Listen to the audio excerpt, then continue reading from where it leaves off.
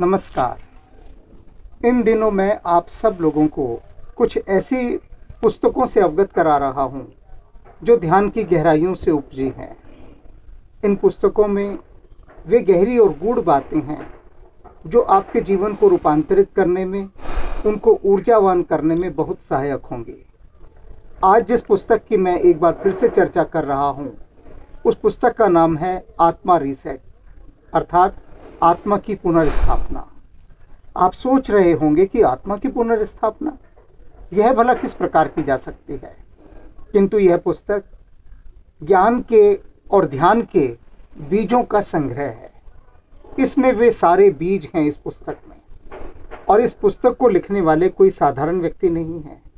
वे हैं फ्रांस के वैज्ञानिक मिलोवन स्टेनकोव, और जो कि एक बहुत बड़े योगी भी हैं।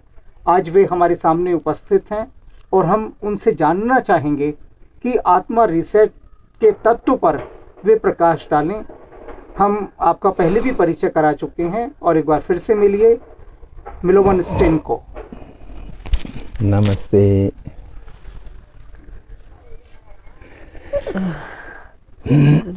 In this book, this is indeed a very special book for all the seekers of spirituality. I just want to know whether reading this Mahavakyas, which have come from your deep experiences of life and spirituality, how does reading these Mahavakyas, or what should be the technique of reading these Mahavakyas that would lead to Atma Reset, or how does it plunge to the long asleep souls, and how can they lead to life reset? So, very good question. Very good question.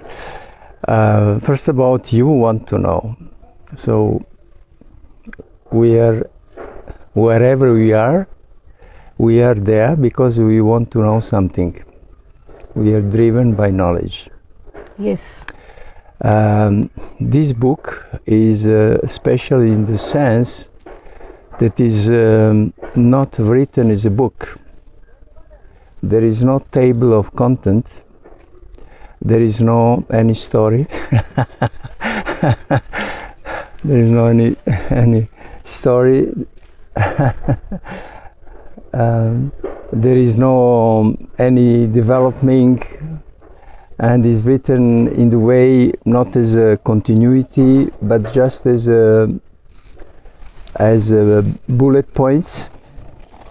It is written just in one line by the other line as a bullet points, and it's tricking the mind.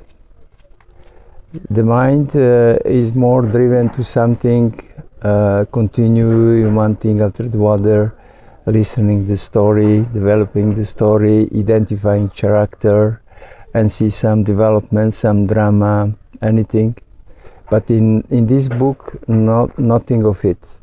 This Yes. book is driving you deep into your side, or in fact is obliging you to listen to your inner voice. Okay. That field from where this inner voice is coming from, this is the field of consciousness. It's a field of unbounded knowledge, and this is what Atma is. Atma is consciousness, infinite consciousness, an unbounded ocean of consciousness in motion, and that unbounded ocean of consciousness is in motion is a knowledge. So knowledge is flowing all over, everything is just consciousness and knowledge. We have to understand that we are living in functional and intelligent universe, which is a system, and we are expression of it. We are expression of that consciousness and manifestation of that knowledge. the consciousness and knowledge is working throughout creation. Life is a phenomenon of consciousness, and we say the life, we don't think about our human life, which is just one particular platform of life, but every other living being, living creature on this planet, from bacteria, from plants, to animals, to fish, to all existing living beings, are just different platforms. And all these different platforms, they have only particular level of knowledge and consciousness to be expressed. What means what make this creation diversified and unified at the same time? We have to understand that each bit of us, from atom to this body, is just knowledge in the field of consciousness and able to express the consciousness. So that knowledge first have to be heard. The second step, you have to understand it. If you don't understand it, you have to repeat again, and you're hearing again and again and again until you say, oh, I understood it, I grasp it. Okay, so you mean that... but this is not enough. Okay. The third step, you have to apply it. Yes. You have to verify, is it true? So this Mahavakya, experience of existence, is knowledge of consciousness, is a circle. All our life is within that circle. We can't get out of that circle. We are experience, there is existence, there is knowledge, and there is consciousness. It works in opposite way as well. Consciousness is foundation of knowledge. Knowledge is foundation of existence, and existence is allowing us to experience. So this is something that we are already in. Yes. We are manifestation of that consciousness, of that Atma and that knowledge, and we have reflected knowledge of it. And that knowledge that is reflected has to be properly understood, and everything that is not in tune with original totality of knowledge and unmanifested consciousness has to be reset, has to be corrected, has to recover its original values. Yes. It means you are emphasizing on the fact that these Mahavakyas, these quotations should be heard. Our ears should hear them again and again. Yes. By reading them, we are hearing it and penetrating. It is penetrating in our system and creating results. Yeah, so, the particularity of this book is that there is a trick. Yes, I just wanted to know, because whatever you have said is very much theoretical. Yes. And for a simpleton person, there is a hidden strategy in that book. Because everyone is not able to understand the whole mechanism, what you have explained in theory. He wants techniques. Yes. Okay, do it and you'll get the result. Yes. So, what is the easiest technique you would refer to read this book so that one really feels that something is resetting? Yeah, but this is the first thing I said. The first, when you read the book, you have to hear what effects it's producing in you. So each line is producing an effect. Anyway, each phenomenon around us, whatever we look, it's creating effects on our level of consciousness. So when we are reading in silence, we are going to have echo of all these lines, Okay. And this echoing, we're going to create effect in the consciousness of the person that is using. And he have to tune whatever he have heard or experienced with his life.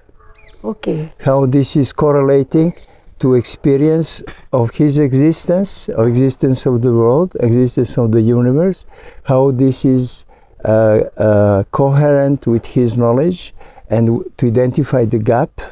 Yes. And this book is bridging that gap.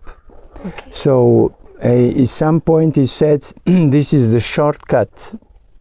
This book, if you're reading, and how somehow this book, we may say, it's a synthesis of hundreds of spiritual books, of hundreds of scientific knowledge and understandings, but it is placed in sequence in that way that randomize memory. This is another another name that I would give for this book is RAM. Okay.